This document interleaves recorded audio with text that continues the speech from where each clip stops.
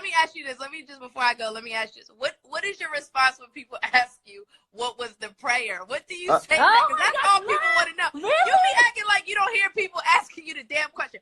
What was the prayer? That's what they want to know. What was it? Because I pray with you many nights. I'm like, did you keep that one? But the point is what you just said, that I prayed many nights. Okay. I think that's the biggest thing is like, people always say the prayer. It's not just one prayer. It's multiple prayers. Like, especially, you know, when you're going through a big transition in life. Like for me, as we, you know, all know, I was single mom in it. That was something I never envisioned, never imagined.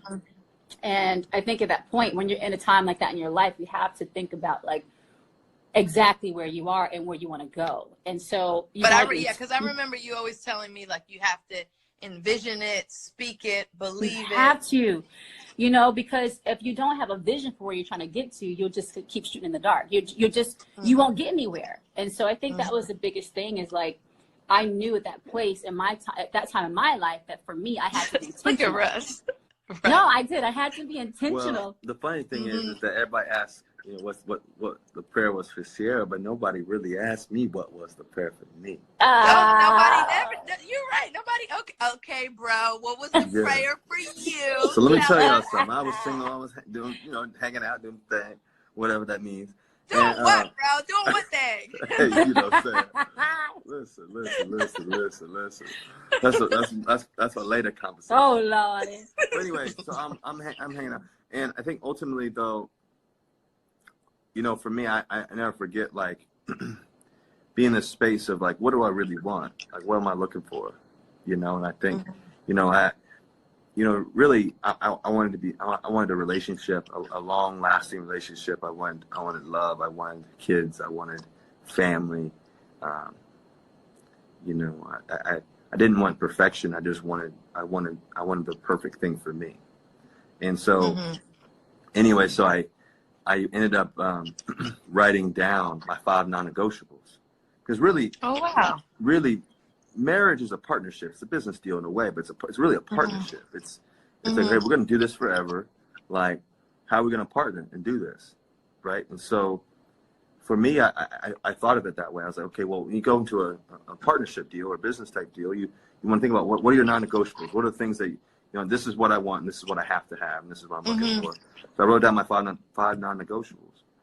And, you know, producer Lala over here getting on the deets. I'm going in. Look, how did I turn into the damn interviewer? But the reality is, hold on one second. The reality is that, sorry, I'm just texting her. The reality is that for me, for the 5 non-negotiables was more what I had to write down.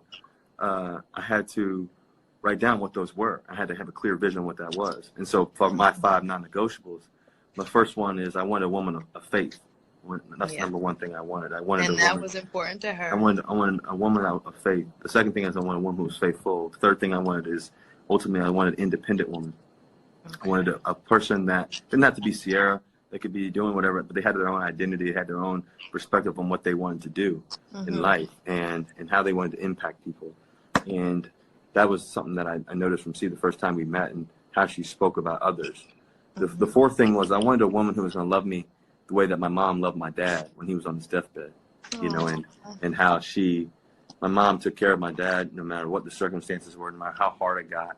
You know, our family, you know, to be honest, we went bankrupt at one point, and just, it was hard. It was heavy times. And you have to be able to, you know, my dad always knew that we were going to be good, you know, that we were going to be good. My brother, myself, and my sister, that we were going to be okay because my mom was helping lead the way, and she had a great perspective. And the fifth thing was, ultimately, I wanted a woman who was going to tilt the room, right? When you walk in the room, you know, if she walks in the room, the whole furniture just slides to her. Okay. You know? And so those are 5 things. My 5 non-negotiables were one woman of faith. Second thing was one woman who was faithful. Third thing was one woman who was independent. Fourth thing was I wanted a woman who, who loved me the way that my mom loved my dad.